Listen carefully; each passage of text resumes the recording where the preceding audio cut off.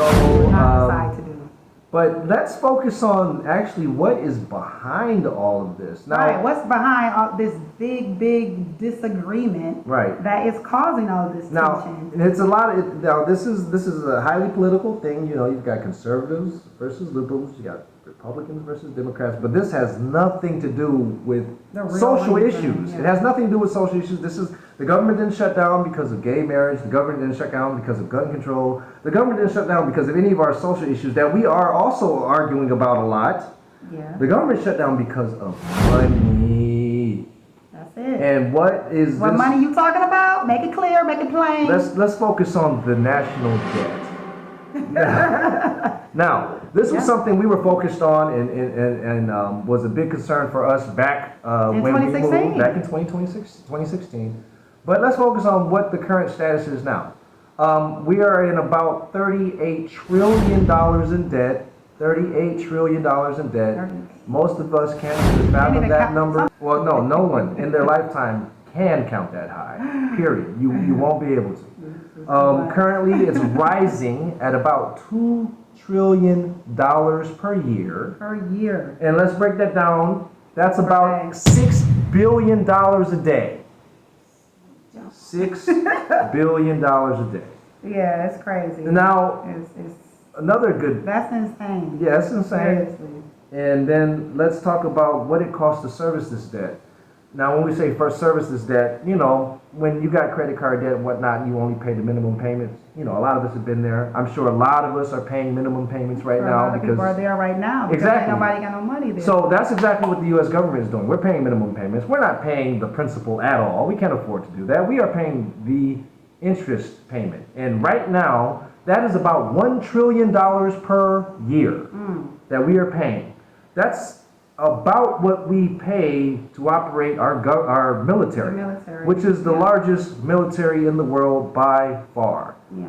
And there's about an equal amount of that going to debt servicing, just interest, not principal. So, It's not getting yeah. better. No, so let's rewind a bit back to when we moved and what we were looking at back then. So back then it was just under 20 billion. So we're at 38. It was at a little under 20. It's almost doubled. It's almost doubled. Yeah. Back then, it was rising at about 1.4 trillion a year. Now we're rising at 2 trillion a year. So you see, that's gone up. And back then, it was rising at about 4 billion a day. And again, now it's about 6 billion a day. So that's a big contrast. That's a big contrast. Back then. And it seems like, not it seems like it isn't. There is no solution in sight. No. It can't be. Where's the money going to come from? Oh wait, we know. The printing machine. Oh, yeah, that, and also. And that's going to cause more inflation because it's going to reduce the value of the dollar further. Duh. Yeah, that, and also depending on who's in power. Yeah. When the Democrats are in power, then the big companies and the rich people are going to have to pay more. And when the Republicans are in power, then the middle class and the lower class are going to have to pay more. It's going to probably go back and forth between each one, as it has been. And everybody's just going to kind of get raked over the coals, alternatively. That's just kind of how it's going to, while receiving worse and worse services from the government. Yeah, that So, yeah. That part. And so, With more shutdowns, probably, in the midst of all of that as well. affecting more and more federal workers and more citizens in various ways. Yeah. So, People not getting their food and housing and all that. So let's fast forward this a little bit, and the 5-year projection for the debt is projected to be over $40 trillion, and the 10-year projection is projected to be between $52 and $60 trillion.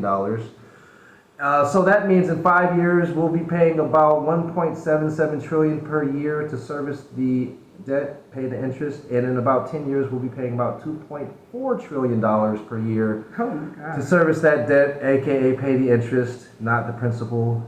So yeah, can you imagine in 10 years we'll be paying more than double of what we're paying to fund our military? That's awful. That is crazy. So what's gonna happen though? Like this is so unsustainable. It's crazy. It's very, very unsustainable, and honestly, that's one of the major factors. It's going to be an implosion.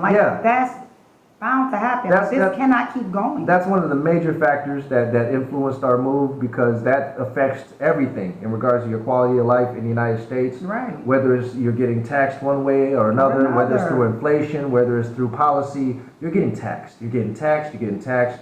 And your purchasing power and your income relative to the cost of living is getting way out of whack. So, as is the case now.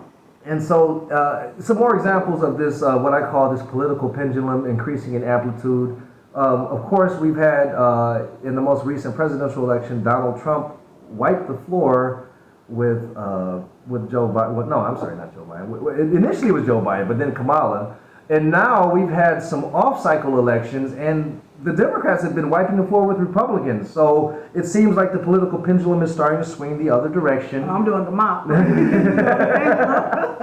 And governors, the governorships in New Jersey and Virginia have been won by Democrats. New York City has a new Democratic mayor-elect. There have been legislative flips in Pennsylvania, Georgia, and Mississippi.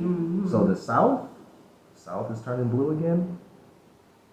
It just seems that's what's going on. So what's going to happen in the next midterm election, what's going to happen in the next presidential election, we're going to find out. But it looks like from this off-cycle election, things are starting to change a bit. So we'll see. So, yeah. There's so much. There's a lot going on, isn't there, people? Yeah. It's crazy, you know.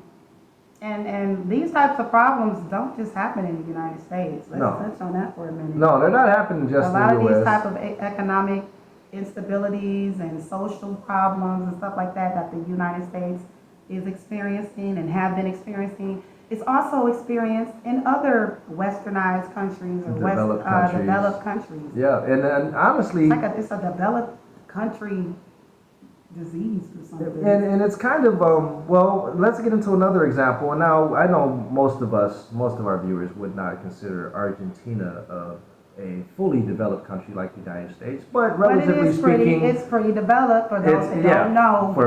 It's not, like, Bolivia or even like here in Paraguay as far as GDP or whatever. No, it's quite developed for South America, and it's had quite a bit of political pendulum going back and forth, to the point where they have had so many economic issues, to the point where we actually just bailed them out. Trump just decided to bail Argentina out with $20 billion. But what is going on with our country? What is going on with the United States? Where is the United States experiencing the Argentinification of itself? Is the political pendulum swinging back and forth so much that we are going to need a bailout? But who will be able to bail the greatest, the richest country out? Well, actually, can it be argued that we've already been receiving bailouts for decades in the form of the treasury bills we've been selling has us in this debt that we're in right now? Because the U.S. dollar is the worldwide reserve currency. That's the only reason why we really can do this and keep printing this money like so. But the chickens are going to come home to roost. It's not going to stay like this forever. The United States reserve currency has been weakening over the years, and I think we're currently at around 50% of the worldwide reserve currency. Give it 5-10 more years, we're going to be at less than half, I'm sure. We got BRICS with their alliance. They're adding more and more countries to their alliance, so that's weakening the reliance on the dollar. And so the trends are the trends are trending. And it's not good in the United States' favor. And getting back to this political brouhaha between the Republicans and the Democrats, who really has a solution? Because it doesn't matter what color the tablecloth and the curtains are on the Titanic when it's still sinking. It don't matter if it's blue. It doesn't matter if it's red. The ship is sinking. It don't matter if it's plaid, polka dot, stars on it. So while there's still lifeboats available, you might want to hop on one. Come on now. That was a word. And that's kind of where we come back and circle back to ParadiseInParaguay.com. So, if you're fatigued, you're getting developed country fatigue, if you're getting political fatigue from wherever you Are are, you getting broke fatigue? are you getting because social fatigue, whatever type of fatigue, inflation fatigue, Right. financial pressure fatigue, whatever the type of fatigue that you are experiencing in your country that you're residing in now, You might not have to. not here, You know, maybe. you might not have to continue to experience that if you are open to getting some information to consider living somewhere else. Yeah, You relocation. may not have to, Yeah, continue 'cause- experiencing what you're experiencing. You just never know until you really start exploring other options. You Yep. might just be, dealing with something you don't have to deal with. You don't have to be afraid to, open your eyes to other possibilities. Yeah, a lot of these fatigues are symptoms of being in a developed country. So maybe you might be open to checking out developing countries. They are tend to be not as many issues like that. Well, depending on what where we're talking about, but we specifically are talking about Paraguay because that's where we are. That's ParadiseInParaguay.com. Right. Now, we don't want to make it seem like here don't have no problems. Of course We're not there's saying that. problems, We don't want to be disingenuous. No. Of course, there are problems everywhere, in any country that you may consider relocating to. Right. But the question is, does the pros outweigh the cons? Right. And For right you. now, For you. a lot of the people watching this video, they're under a lot of financial pressure.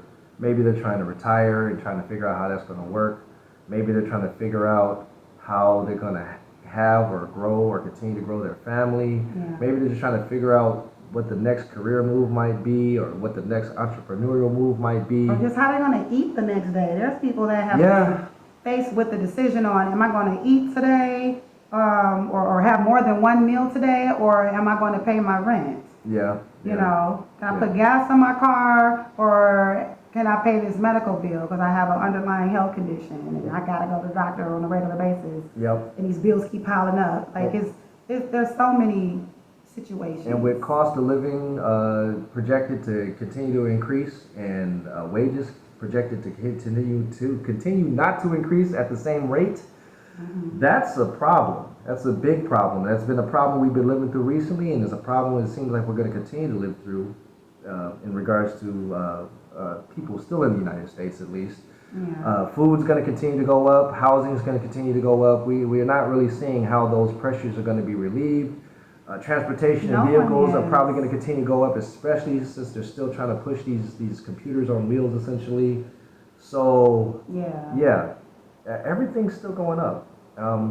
Now that doesn't mean it's not going to stop. and that doesn't mean there's not inflation down here in Paraguay. Of course, there's inflation down here. Or just inflation in the whole continent, on the whole continent. But things here are generally relatively stable, and if you've got any type of income in the United States, you pretty much got some type of stability here in Paraguay. Right. If you've got any reasonable amount of income that is transferable down there, whether it's a retirement fund that can pay you, you've got some real estate with some tenants that can pay you, whether you've got you're on Social Security, whether it's insurance or disability or retirement, all of these incomes actually can give you a viable living down here.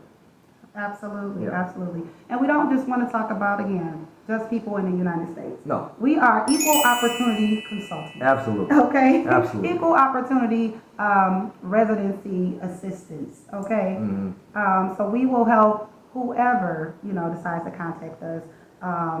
But we're mainly talking to people that are probably experiencing the things that we're talking about. Yeah. Okay, if you're not experiencing the things that we're talking about, great. Yeah, Wonderful. you're probably not even concerned about leaving. There could be people that's not experiencing those things that want to leave their country for True. other reasons. True. And they are exploring different places around the world. And if they happen to come and, land on Paraguay in their research, hopefully you come across us.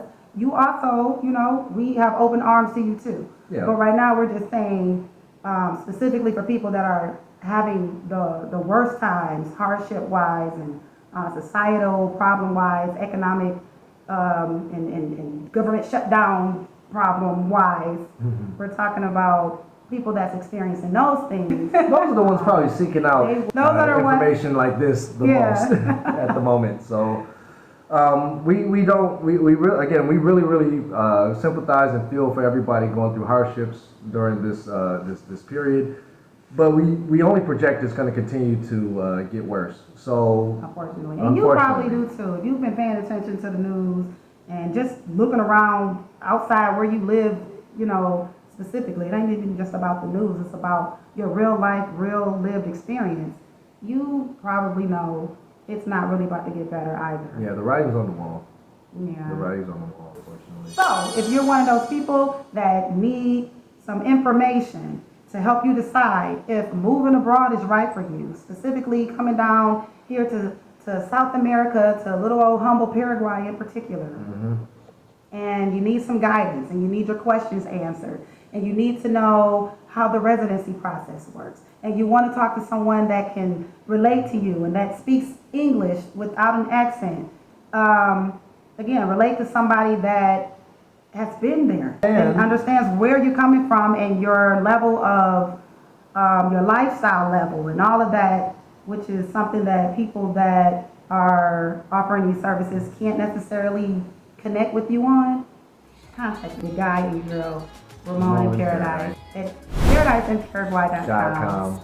And again, Paraguay is not for everyone. So one of the things that we offer a really great service for is really trying to determine if this is the right place for you. You probably have a list of places that you're trying to figure out and get through. So just like we did. So when you get to Paraguay, contact us and we'll give you the lowdown on if this is really the place for you or not. We'll give you the honest to God's truth. We're not trying to just say this is where you got to go. We know for sure this is not a place for most people, but it is a place for some people. And if you're interested, we can help you determine if this is a place for you.